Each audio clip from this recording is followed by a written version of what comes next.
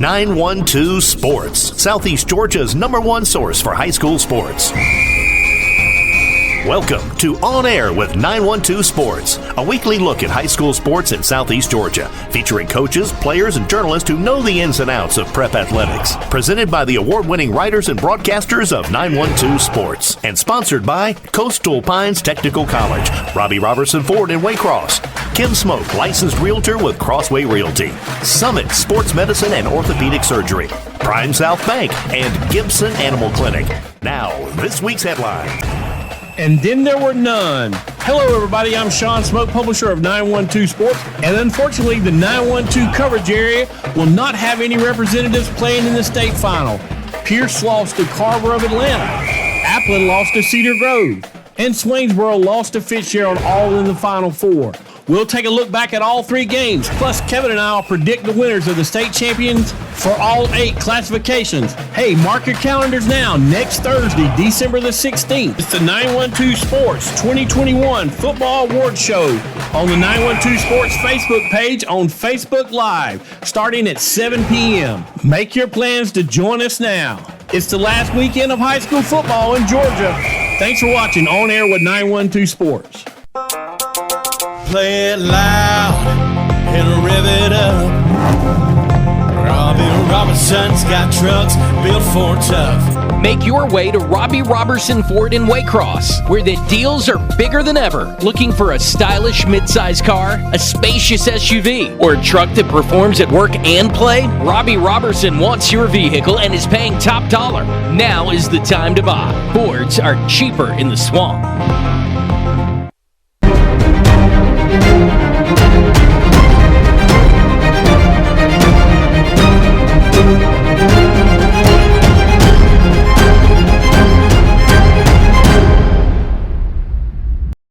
Hello, everybody. I'm Sean Smoke, publisher of 912 Sports, joined as always by podcast host and writer Kevin Price. And Kevin, how you doing today, buddy? A rough weekend for the state of Georgia and the 912 football goings on. It was not friendly to us down here in South Georgia.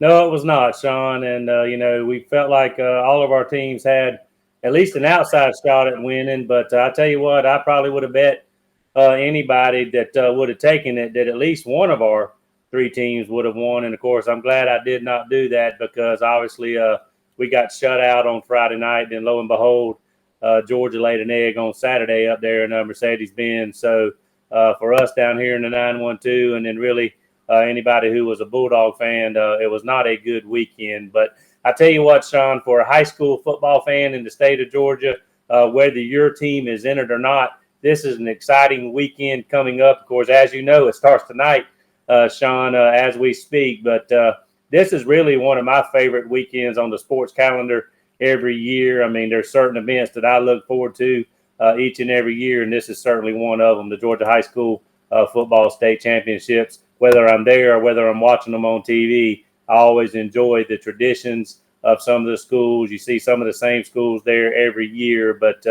big and small, it's always good football, particularly when the games are exciting and close. And I think we got a chance to have some really good ones this year, Sean, when you look at these games on paper.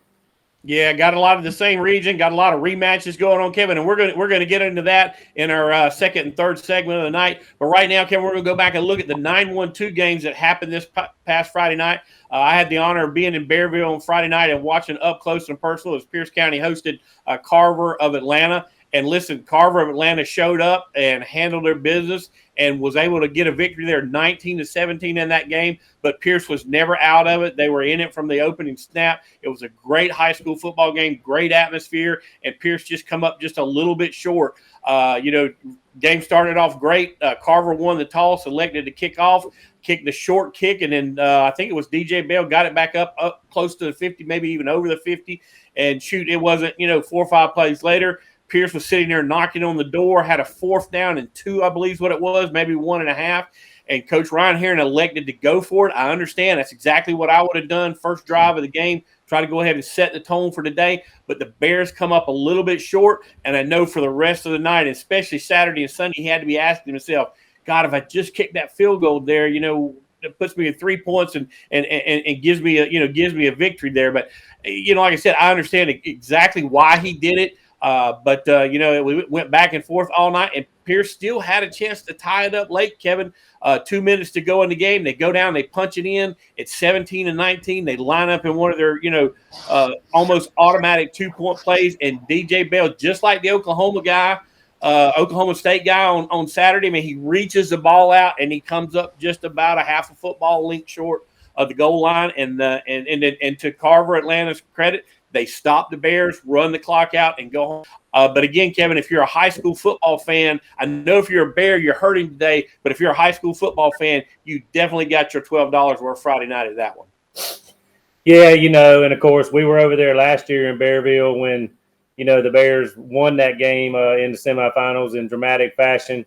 And then, of course, this time they lost, a heartbreaker a year later. And so they were denied a chance to go play for the state championship. So, 1 year later, just the exact opposite emotions. But what a 2-year run for this Pierce team, to be in that situation both times. And Sean, and Coach Herring knows, and certainly a lot of people that's been around high school football a long time, you do this enough, you're probably going to end up on both ends of the equations, unless you're Buford or somebody like that. Pretty close to maybe the same amount of times. But, Sean, I was, out of town up there in Atlanta, with some buddies of mine on the eve of the SEC championship game. I was fortunate enough to go to that, Friday and be ready to go Saturday. So I was not able to make the game in Blackshear, or I probably would have been there too. And I was watching the scores and watching some of the games on TV, and obviously Pierce fell behind there in that first half, but that defense dug its cleats in the ground and held strong. And like you said, the offense got it going in the second half and came back, and they had a chance at the end. So that's really all you can ask for, is to give yourself a chance going into the fourth quarter. And that's what Pierce did. They hung in there despite, facing some adversity, throughout the ball game, and I agree with you, Sean. I mean, they're at home. They're driving the football there at the beginning of the game, the way they've run the football all year with a playmaker like DJ Bell. I think, maybe he's second-guessing himself because that's what coaches do. But, I think he probably would do that same thing again. And, look, they've got to go 99 yards on your defense, too. And you could end up getting a safety out of that situation and then have them kick the ball to you as well. So all sorts of scenarios could have happened right there. So, they come up, a couple of points short on the scoreboard, and maybe if you kick that field goal there, they win it. But there's a long way to go, a lot of football to be played. There's a lot of plays both sides could probably question. So I don't know that you can really, necessarily sit there and kill yourself, over that too much. But, again, what a great run by Pierce. I mean, they've been this deep in the playoffs several times now. They got a state championship last year, and they have built a program there in Pierce County that they can certainly be proud of. Exactly. And I believe someone said, Kevin, that this senior class has only lost 6 games in 4 years. So that's pretty impressive. If you go your whole football career from the time you're a freshman to the time you're a senior and only lose 6 times, that's a pretty special run. So, but hats off to Atlanta. Carver, they played an excellent game. They deserved to win the football game. I mean, it's not like anything went against Pierce or anything like that. They just showed up and played great football. Had a really stout running back in number 5 who I likened to a bowling ball that was full of lane oil because, I mean, you just could not get a handle on this guy. They had another running back. I think last week we described him as thunder and lightning, and that's exactly what they did. Just as soon as this guy pounds you, all of a sudden they spring it out to this guy on a little pitch, and he goes for 14 on the outside. So, and the quarterback, the kid, the move in from Grayson, I mean, he could spin it. He played well. So this is a capable football team. They're going to get their chance to play for a state title. Unfortunately, they're going to have to play against Cedar Grove to do it. But again, they're definitely a capable football team. But moving right along, Kevin, in that same region, same classification, you had the Appleton County Pirates travel over to Cedar Grove, come away with a loss 27-6, I believe was the final there. And, like I said, we said, Kevin, going into this game that it wasn't impossible for Appleton to win this game, but it was kind of improbable because Cedar Grove had been playing so well. But I think Appleton played really well. They had the lead early 3-0. I think they held that lead throughout the first quarter, maybe into the second quarter. But then that Saints machine just kind of got old up and started putting points on the board. But again, a great run by Appleton, a great run by first-year coach Jordan Mullis to get these guys with only 2 losses on the season and have them playing in the semis. I believe that's the furthest that Appleton's been since JT did it back in 2011, I think. I want to say 2011, I think. Yeah, I think that's what it was. They went to Calhoun, the same team to beat Ware earlier, and played Calhoun when Calhoun was a AA school, and Calhoun was able to beat them. I believe that was the year that Byron Buxton was part of that football team, the big pitcher that went on to the major leagues, second pick in the major leagues there. He was a part of that football team. But again, this is a great run by this year's Appleton County Pirates. And listen, they got some dudes. They got some dudes we're going to see on Saturday. That are going to be playing, but come up just a little bit short, dropping that one 27-6. Yeah, well, great year for Coach Mullis and his Pirates. And, he's a first-year head coach, but, of course, he was part of that program as the defensive coordinator under Coach Rick Tomerlin before. But, anytime you change hats, Sean, you got to wear a lot of hats as a head coach. But obviously he stepped right in there and knew, the hand that he was dealt. And it was a good hand now, full of a lot of aces and a lot of kings and some queens and some jokers. And, he had some good cards in his hand, but he played them right. And once again, he was the defensive coordinator of a good unit last year, and he had that unit coming back pretty much intact with a D1 recruit in the Darius Smith kid that's going on to Georgia, and they built this team around that defense, much like Pierce, and that defense carried them into the second half of this ball game. Sean, you touched on it a little bit, but they were down 6-3 at halftime, and they did a good job all game on the Cedar Grove running back. I think Rashad Dobbin is his name, I believe. He had only 55 rushing yards for the game. So, they were keyed on him, not wanting him to beat them. But the Cedar Grove quarterback stepped up. He did his job. Jamar Graham, he was 14 of 16 for 267 yards and 3 touchdown passes, all in the second half. And, Sean, you've seen this Cedar Grove team before. They have more than one way they can beat you usually, and that was the case again Friday night. They went to their quarterback. He stepped up to the challenge. He got the job done. Obviously, Appling was going to have a hard time matching them score for score. It was pretty evident that they probably weren't going to score a lot based on that first half, and that continued to happen in the second half. Sean, I didn't realize this till I started doing a little bit more research over the weekend preparing for this show. The Cedar Grove defense had 9 tackles for losses on the Pirates in that game. And I'm not saying they were all putting them behind the chains, but anytime you get behind the chains or in second and long or third and long situations against an athletic, tough, aggressive defense like that one of Cedar Grove has, you're going to be in for a long night when you get in situations like that, particularly when you get behind in the ball game and they're able to pin their ears back and come downhill at you. And so throughout the second half, as Cedar Grove started separating themselves a little bit, that just made things tougher and tougher on the Pirates. But Cedar Grove, once again, into the championship game. We'll talk more about that in a moment against Carver Atlanta. That should be a heck of a matchup, and we'll dissect that later on. Yeah, going to be a lot of athletes on the field, a lot of D1 guys, a lot of Saturday players on that field. I believe that game is slated for Friday, so we'll talk about that in a little bit and give everybody times on that. But our other 9-1-2 team was Swainsboro. Going into the night, Kevin, we felt the same way about Swainsboro. Or I did. I don't mean to speak for you, but I felt the same way about Swainsboro as I did about Appleton. I did not think it was impossible for Swainsboro to win, but I did think it was improbable because this Fitzgerald team that they faced, Kevin, is for real. They are legit. They're going to get their shot to get their revenge against Thomasville, who beat them earlier, put them as a 2 seed, made them travel to all these, playoff games on the road.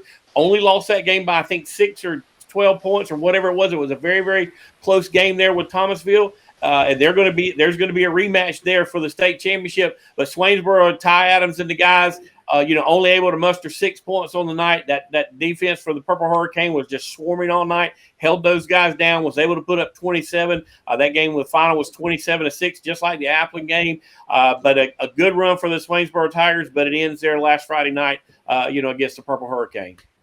Yeah, and we felt like, even though Swainsboro had the home field advantage as a number 1 seed, and like you said, Fitzgerald was on the road as a 2 seed simply because they lost to Thomasville, the team they're about to play for the state championship. We didn't really feel like that Fitzgerald being on the road was necessarily going to phase them, particularly if you're not talking about like a long bus ride up to Atlanta or to North Georgia or anything like that. And Fitzgerald is an experienced team that's been deep into the playoffs before, and they're trying to get back to the state championship again. And Swainsboro was sort of new to the experience. This was their deepest run in a long time, since the early 2000s. So you thought maybe they might be a little nervous or a little overexcited. I don't know if that was the case, but Fitzgerald couldn't have drew up this start any better. This game went exactly like they wanted to script. They scored on their first 2 drives, went up 14-0, and then they turned this game over to their run game and their defense. And they ran for almost 300 yards, I think 297, and their defense did a good job on the Swainsboro quarterback, and their whole running game in general held Swainsboro to 165 total yards, and it adds up to a 27-6 victory. And they'll now be going against their region rival, Thomasville. We'll talk more about that. It was a low-scoring defensive battle the last time, and if you like defense, this AA championship game might be made for you. Well, Kevin, if you heard it once, you've heard it 1,000 times. Defense wins championships. So we'll see what shakes out there with this one. But that's going to wrap it up for the 9-1-2 season, Kevin. We don't have anybody playing in the championship, but hats off to all of our teams, all of our playoff teams, all these guys that made it to the Final Four. And Kevin, what's really weird about it is as soon as Christmas over and New Year's hits, it's going to be right back into the grind, and we're going to be talking about spring practice. Then we're going to be talking about summer and 7-on-7s, and before you know it, it'll be the first game of the 2022 season. So really looking forward to that, and also looking forward to our big awards banquet coming up this Thursday night. Not this Thursday night, but Thursday the 16th. Right here at 7 o'clock, we're going to be giving away some hardware to some very deserving kids and coaches. Going to look back at this 21 season and kind of put a cap on it. And like I said, give away very deserving kids. Also going to name our postseason all 9-1-2 teams. So y'all join in to stick around and hear what that's going to be and who's going to remain from the preseason and who we're going to add as new. So all that'll be coming up right here on December the 16th. Which will be our final show of the year. But hopefully you guys will join us. But, hey, we're going to take a quick break, pay some bills, and watch some commercials. We'll be back with our predictions for the finals, and we're going to split it up. We'll do the first half, and then we'll do the second half. But appreciate everyone watching On Air with 912 Sports, and we'll be right back. At Summit Sports Medicine and Orthopedic Surgery, you don't have to be an athlete to get the region's best orthopedic care. Our board-certified orthopedic surgeons and physicians treat injuries and conditions that affect just about any joint or bone in your body. Plus, we're backed by the support of Southeast Georgia Health System. From fracture repair to joint replacement, Summit Sports Medicine and Orthopedic Surgery will get you moving again. Call 1-855-ASK-SGHS. That's 1-855-275-7447 or visit sghs.org/summit. High schoolers, did you know that you can get a head start on your college career and save money at the same time through dual enrollment at Coastal Pines Technical College? Dual enrollment is open to high school juniors and seniors, tuition free. Talk to your high school counselor or visit coastalpines.edu for more information. Coastal Pines Technical College, an equal opportunity institution. Go Coastal. Welcome back, sports fans, and thanks for watching On Air with 912 Sports. I'm Sean Smoke, joined as always by Kevin Price, and we're going to talk a little bit about the finals that are going on. As a matter of fact, the first game, Kevin, is underway, maybe already in the books by the time people are watching this. 1A private game, and it's going to be, I believe it's a rematch from last year, Kevin. It's Trinity. It's a Trinity, let's see, was it Trinity Christian Lions against the Prince Avenue Christian Wolverines. That's where Brock Vandergrift played last year. They were able to win the state title last year. He's not going to be on the field this year. Trinity's really the trendy pick. They're the ones that everybody that seems to be pointing to is probably the best team there in the private sector this year. But I'm going to go against them, and I'm going to pick Prince Avenue to repeat. Kevin, what do you got for us? I didn't expect anything else from you, Sean, because you went against Trinity last week. You went with the man, supposedly, in Eagles Landing Christian. But I tell you what, Eagles Landing Christian was everything that there usually are once again. That game went into either double overtime or triple overtime. 48-45, I believe, was the final score. It might have been the best semifinal there was. There were some runaway victories in the semifinal round. So certainly that was a good one. And a Gold Coast Officials Association crew from here in Brunswick called that game, and they got themselves a well of a treat. They had to work overtime. They're up in the metro area to earn their money, but they saw a good high school football game and officiated it. But Trinity and Prince Avenue Christian rematch of last year. Not all that long ago, Trinity Christian was in GISA, and so they're quickly becoming a state power in GHSA, making it to the title game now 2 years in a row. This year, I think they reversed their fortunes against Prince Avenue Christian. I think they win the state championship. They were my pick in the brackets when it started, so I'll stay with them. Trinity Christian wins the single A public championship. All right, we'll see what results may be over. Just flip over to GBB TV, and you might be able. If not, you may be able to catch the last minutes of the game there, because like I said, that one kicks off at 5:00 today. Or kicked off at 5:00 today. Next up, we're going to single A public. And we get another region matchup here, Kevin, a rematch of Brooks County and Irwin County. Maurice and the Hammer is going to go take on, the Buddy Nobles tribe there in Irwin as Buddy watches down from heaven. But going to be a great, great football game there, Kevin. These two teams, it seems like they play for it every year. One of them in some shape, form, or fashion are sitting there playing for a state title. If you're in one public A, you either got to go through equipment or you either got to go through Osceola. One of those two places you're going to have to go through to get to the state championship game. Like I said, I'm going to go out on a limb. I think Irwin is a trendy pick. Irwin won the first game by, I think, was it a touchdown or maybe 14 points? 21-13. Yeah, 21-13. So right there at a touchdown difference. But I'm going to pick the Brooks County Trojans to get this one done. I think it's time for him to win another state title, and I think he's going to go get it done for the 2A state title this year. Yeah, well, like you said, neither one of these teams are no strangers to state championship games, and there's a chance for Irwin, Sean, to make history. They've got a chance to become the first single A, public school to win 3 in a row since Lincoln County did it under the legendary coach Larry Campbell back in 85, 86, 87. Of course, you referenced Buddy Nobles. He finally got over the hump, there a couple of years ago, and then passed away a few months later after, a long bout there with cancer, and ended up getting, the state championship. And then Irwin won it again last year, beating Brooks. So now here they are. With a chance to go for 3 in a row. Now, Brooks has been in the state title game now 3 years in a row, but 2 years ago it was in Double A. They lost to Dublin, a team they lost to earlier in the season. Last year they lost to Irwin County, I believe, by a score of 21-13 in the championship game, which was the same score they lost to Irwin County in the regular season this year. But, Sean, both of these teams won in blowout fashion last week. Irwin 45-14 over Wilcox.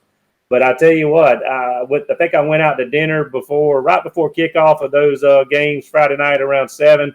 And I know before 8 o'clock, it was already like 21-0 or something, Brooks over Metter. So they brought those hammers out Friday night in Metter and went to pounding right away and won that ball game 49-7.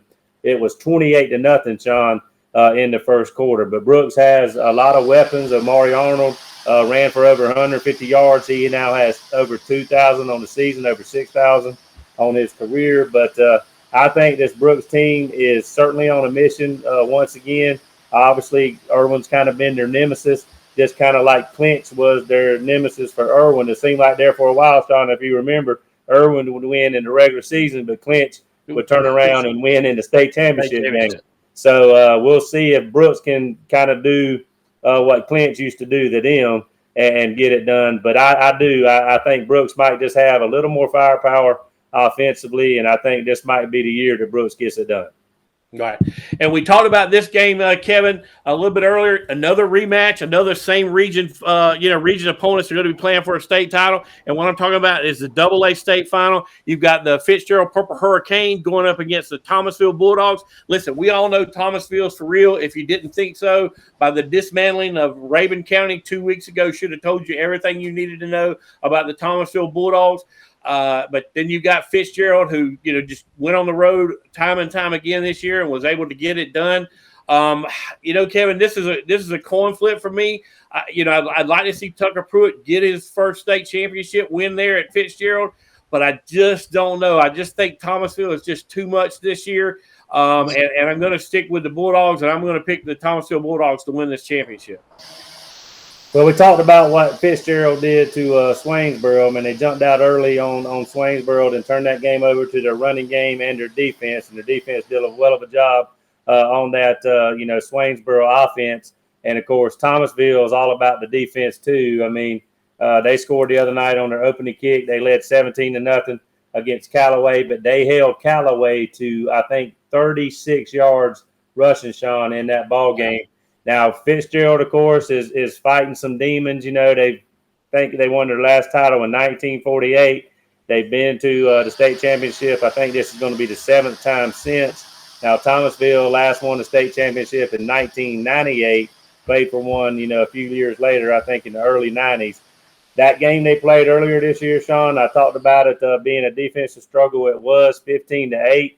I think the defenses might control this game again on Saturday, even though both offenses may have, improved and gelled since then. I think they met around October 20th. I think it was actually October 22nd when they played in their region, and Thomasville won that game to become the 1 seed, and Fitzgerald was the 2 seed. There's a couple of things that I'm going to look at this game. Sean, that turnovers could be something that decides it. I want to look for, third down conversions. I mean, you get in 3rd and 1s and 3rd and 2s. Who can maybe convert to keep a drive alive, maybe who makes a big play in special teams, whether it's a kick return or a punt return, or maybe a punt block or something to give yourself a short field against a good defense. And then, just anything like that, or maybe a big passing play when both of these teams are known to run the ball, who maybe takes a deep shot or two or can convert a 3rd and long situation with a pass to keep a drive alive. So those are some of the things I might look for to be X factors in the game. But, yeah, I just think the way Fitzgerald has played here down the stretch, particularly the way they handled Rabun County, I think that gave them a ton of confidence. And after winning that game, like we said last week, if they didn't finish and make it to the finals, didn't win that semifinal game, that almost went for naught. I would almost kind of say the same thing 2 weeks later. They can't waste that win over Rabun, who was the prohibitive favorite to win the championship. So Thomasville needs to go ahead and get it done. And even though it's going to add more heartache for Fitzgerald, I think Thomasville might win another close. Right. Well, the last one we're going to do in this segment, Kevin, is the 3A state championship. And I misspoke earlier, folks. This game is actually on Saturday. It is the first game on Saturday, 12 p.m. kickoff there in Turner Field. And we're going to have the Cedar Grove Saints facing the Carver of Atlanta Panthers. I got a chance to see Carver of Atlanta play up close. Tight game with Pierce County, came away 19-17 winners over Pierce. I haven't had a chance to see Cedar Grove play in person, but I've seen the numbers. I know what kind of talent they've got. I know all the defensive, all the D1 players that they have on that team. I know they took Colquitt to the edge and almost got a win over, one of the perennial powers in 7A, turned around a couple weeks later and done the same thing to Lowndes and the Concrete Palace. Lowndes had to win that game with, a minute and something to go on the clock. So I know Cedar Grove has the chops to win this game. Like I said, I think they're just a little bit more athletic, a little bit better than what Carver of Atlanta is going to be, and therefore I'm going to pick the Saints over the Panthers in this game. Yeah, you're right. I mean, a lot of athletes are on this field, Saturday in this game on both sides of the ball. Two really athletic teams. I think both of these offenses, Sean, based on the stats and some of the things we've already talked about, are capable of beating you with the run or the pass.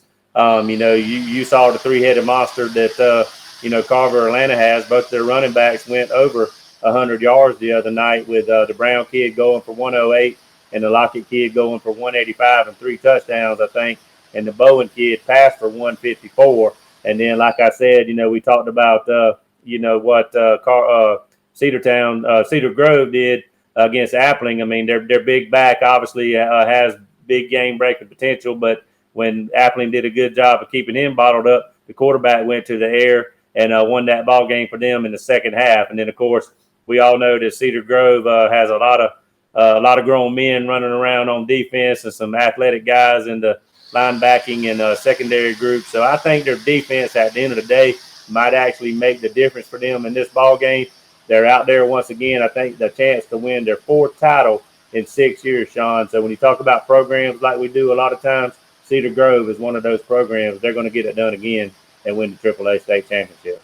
Yep, I agree with you on that one. Well, folks, we're going to take a quick break, and we're going to thank some sponsors and pay some bills. But go ahead and mark your calendars now. Thursday, December the 16th, we'll have our online football award show hosted by 912 Sports. So make your plans now. 7 o'clock Thursday, December the 16th.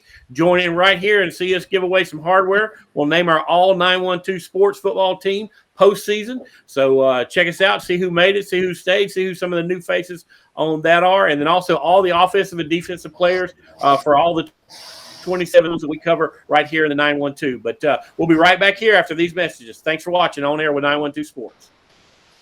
Gibson Animal Clinic is ready to help with your animals. From cats to dogs to horses, we treat them all. Calling us for grooming, bathing, boarding, and more serious things like surgery, dentistry, spay, neuter, immunizations, heartworm prevention, flea control, complete lab testing, radiology, preventive health care. Call us at 285-7678. Open Saturdays for your convenience. Gibson Animal Clinic. Practical solutions with reasonable fees. Russell J. Gibson, DVM. Gibson Animal Clinic, 108 Riverside Drive in Waycross. Hablamos español en nuestra clínica.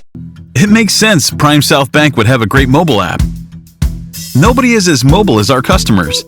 For a century, they've chased dreams, followed their hearts, took the road less taken, made a new path, taken leaps of faith.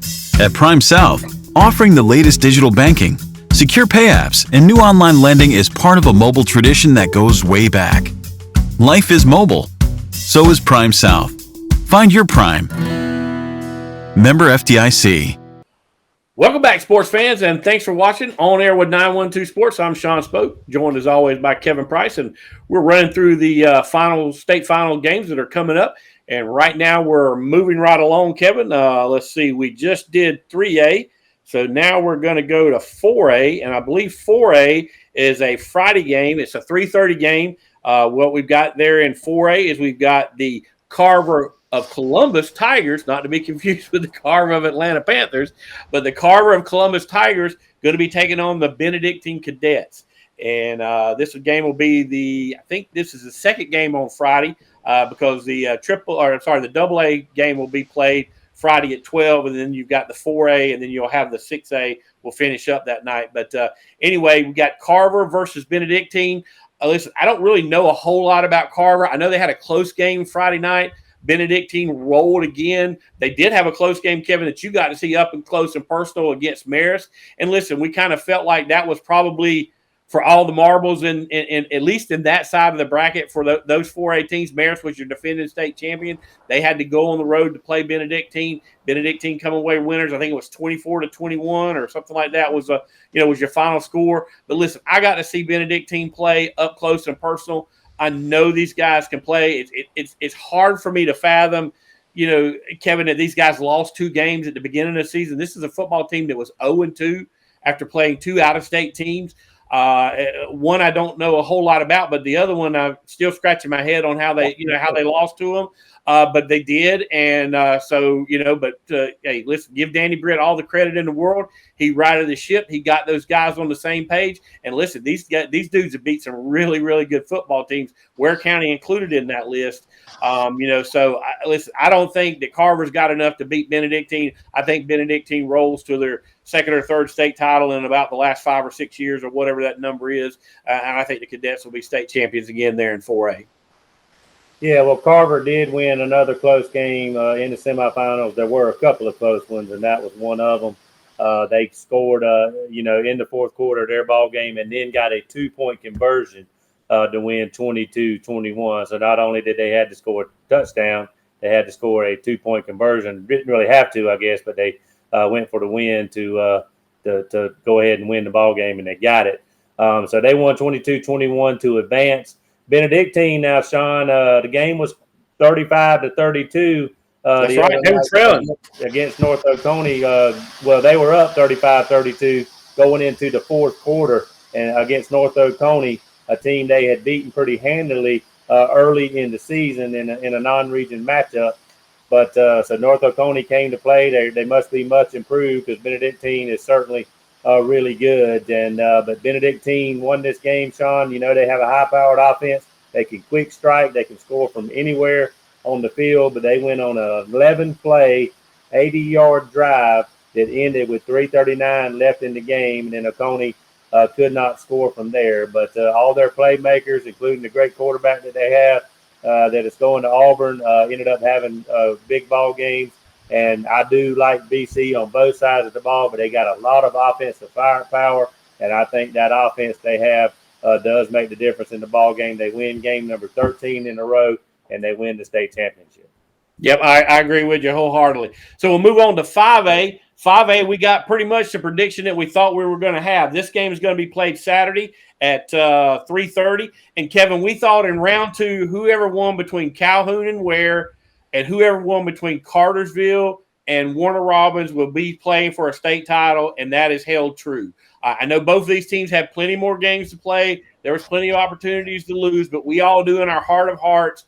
Those are the 4 best teams in the state in 5A, and whoever came out on top was more than likely going to play for it all, and that has come to fruition with Warner Robins playing Calhoun this Saturday at 3:30 there in at Turner Field. But Kevin, I went back and forth on this game. Listen, Warner Robins, I've seen that team play. I know they've beat teams. I know they've hung huge scores, but then they also were pretty much manhandled by the Ware County Gators. And not that the Ware County Gators were slack or anything, but they were manhandled that night. And what scares me about that, Kevin, is this Calhoun team plays a lot like Ware County did. They're physical on both sides of the line of scrimmage. They've got a really stout defensive, front 4, good linebackers. And listen, they can spin it. And that's what Ware County did to beat Warner Robins. So the blueprint is in play for Calhoun, but you're still playing Warner Robins. This will be Warner Robins' 5th, folks. Let me get my fingers up here. 5th state championship game in a row. They won last year. They are the defending 5A state champions. But you know what, Kevin? I don't think they're going to repeat. I think it's going to be a really hard-fought game, just like the Ware game is. But I think Calhoun has the chops. I think Calhoun has the offense to beat them. And I'm going to pick the Calhoun team to win in an upset.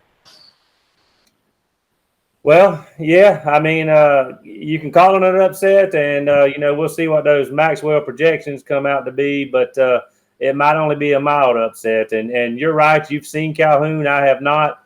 You've seen Warner Robins. I have not. I've only seen film and footage and, reading articles about both of these teams. But, again, Sean, we've got 2 programs in this ball game, and that's written, in bold letters because Calhoun, obviously a program that's known to go deep into the playoffs. This might be their first championship game at the 5A level, but they went to 10 in Class 3A. This is their first state championship game since 2017. And you're right, Sean, you held up the 5 fingers. Let's see if I can get them on the screen here close enough.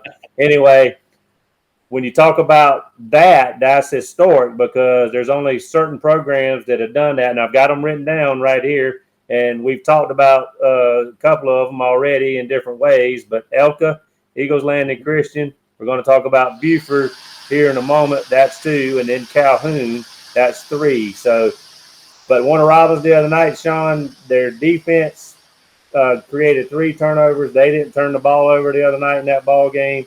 And Calhoun, you're right. They had the big playability that they showed against Ware and all throughout the season. Their quarterback threw 3 touchdown passes, I think, in the first half. They jumped out to a 21-0 lead in that game. Spears, their wide receiver, who I think is committed to UGA. Is that correct? That's correct. Caught at least one of those touchdown passes, maybe more. So you got 2 potentially high-powered offenses going at it here. But I'm going to stick with Warner Robins. You might be right, but I think Warner Robins' defense might make the difference in this ball game. I'll stick with the Demons to win it, and I guess this will be their 2nd title in a row. Is that right? That would be 2nd one, yes. Be the fifth year playing for it and 2nd win. So like I said, and listen, I mean, I won't be surprised if that happens. I mean, both of these teams are very good. They're both capable of winning. So we'll just see how it all shakes out. But that'll move us along, Kevin, to 6A. 6A, we've got the everybody's calling them the Hughes Panthers. I don't know what happened to the Langston part, but I always knew the school was Langston Hughes. Named after the poet. I'm sorry? Named after the poet, Langston Hughes. Right. So the Hughes Panthers, or Langston Hughes Panthers, whatever you want to call them, are going to be taking on the University of Buford Wolves. This game is on Friday. It's a 7 o'clock game. It's the big 6A final there. It's the marquee game of that of the second day there. The 3 days of championship games. You got a Thursday, Friday, and a Saturday contest. But they will be the featured game there on Friday night at 7 p.m.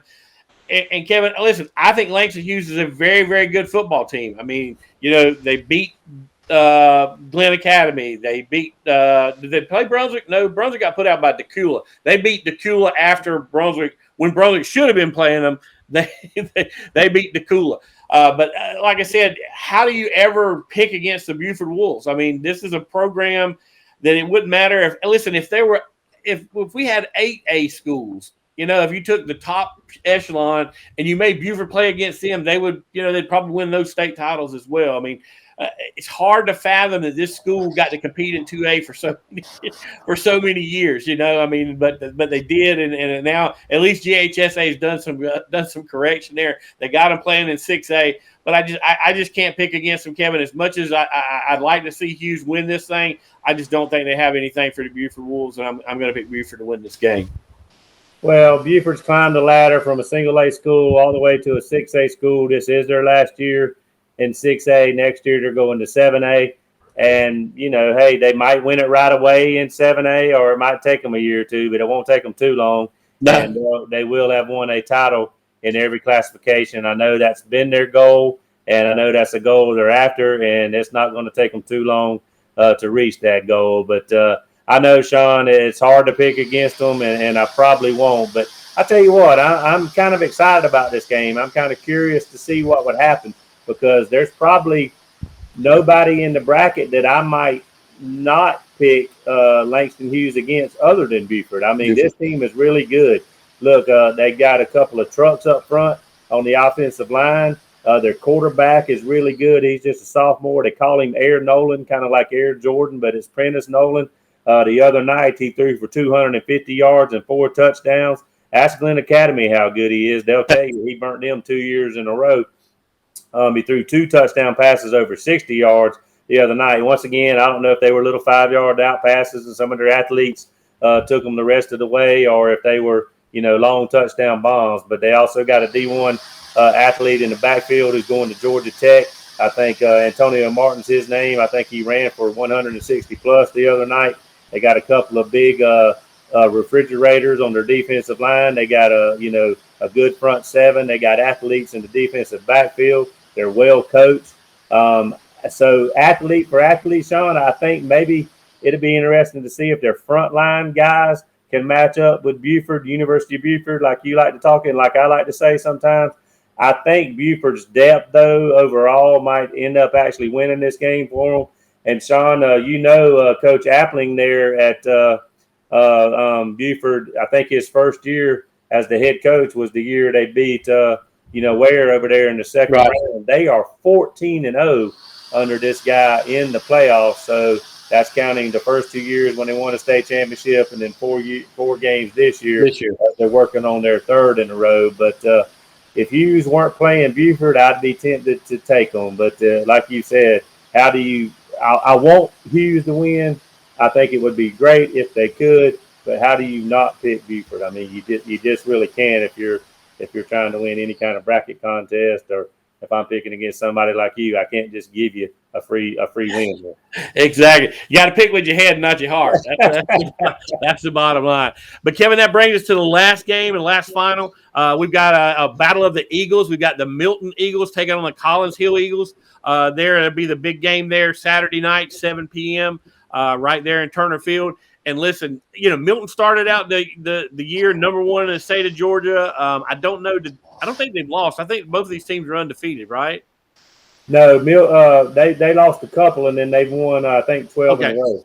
Okay, all right. So Milton has lost a couple. I know Collins Hill hadn't, because Collins Hill is ranked in the top 10 in the nation. Right, Collins Hill 14-0. Yeah, and so in several different polls. And listen, these guys have got talent all over the field. I watched them play the other night on GPB TV. Man, they got some dudes. They got the best player in the state. Everybody is calling the best player in the state, and that Travis Hunter kid. The quarterback's really good. They've got D1 guys on both sides of the ball, both lines of scrimmage.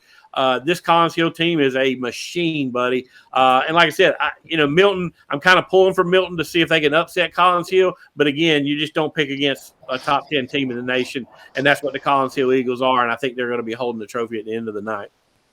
Yeah, Milton was preseason number 1, like you said. They've won 12 in a row, and so they've been on a roll. And, the other night, Sean, they slowed down a Walton team that had really been on fire offensively, been clicking on all cylinders throughout these playoffs. They beat a really good Brookwood team to make it to the semifinals and beat them pretty solid with a great offensive performance.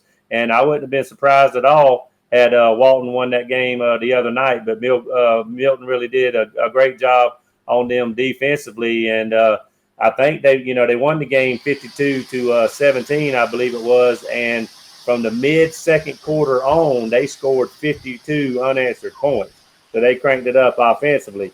Now, this Collins Hill team, you're right. The Travis Hunter kid missed a lot of time in the middle of the season, but he's back.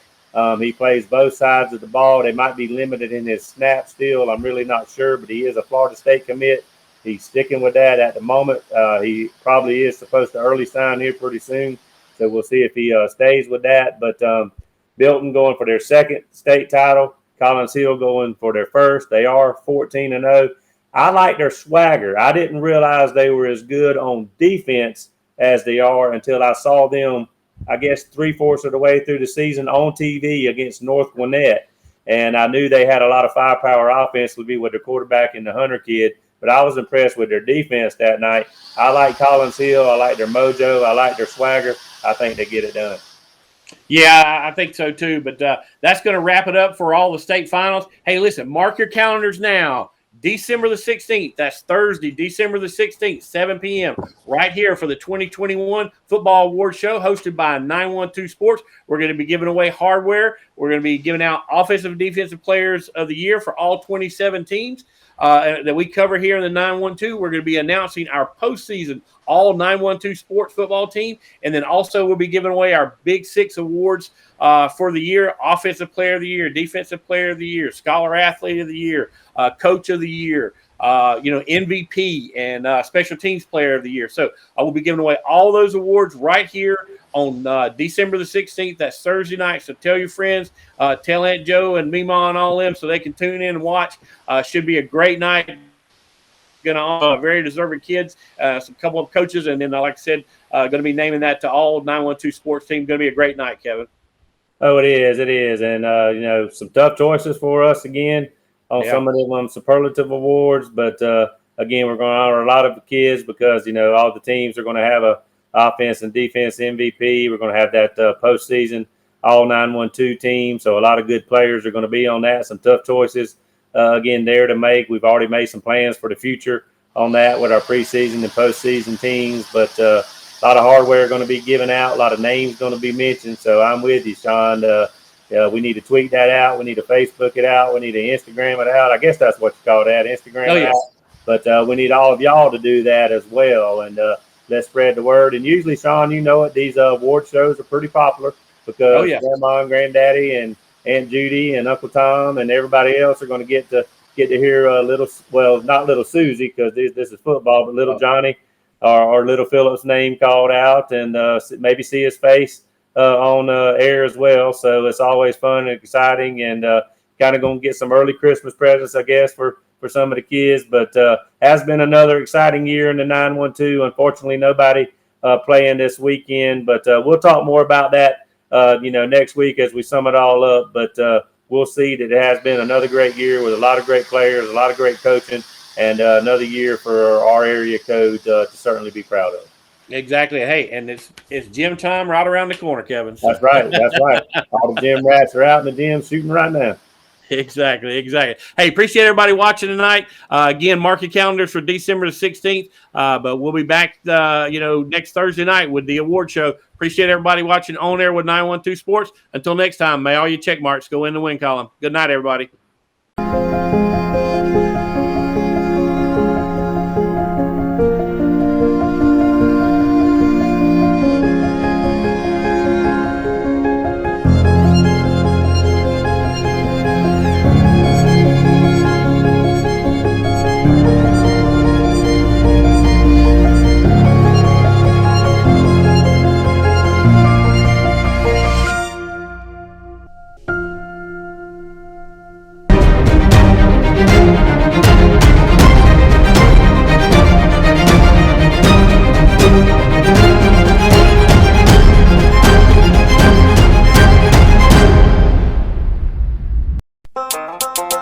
Play it loud and rev it up. Robbie Robinson's got trucks built for tough. Make your way to Robbie Robertson Ford in Waycross, where the deals are bigger than ever. Looking for a stylish midsize car, a spacious SUV, or a truck that performs at work and play? Robbie Robertson wants your vehicle and is paying top dollar. Now is the time to buy. Fords are cheaper in the swamp. This has been On Air with 912 Sports. Thank you for joining us. We'll be back next week with more coverage of Southeast Georgia high school sports. On Air with 912 Sports has been brought to you by Summit Sports Medicine and Orthopedic Surgery, Prime South Bank, Gibson Animal Clinic, Coastal Pines Technical College, Robbie Robertson Ford in Waycross, and Kim Smoke, licensed realtor with Crossway Realty. This has been a presentation of 912 Sports, Southeast Georgia's #1 source for high school sports.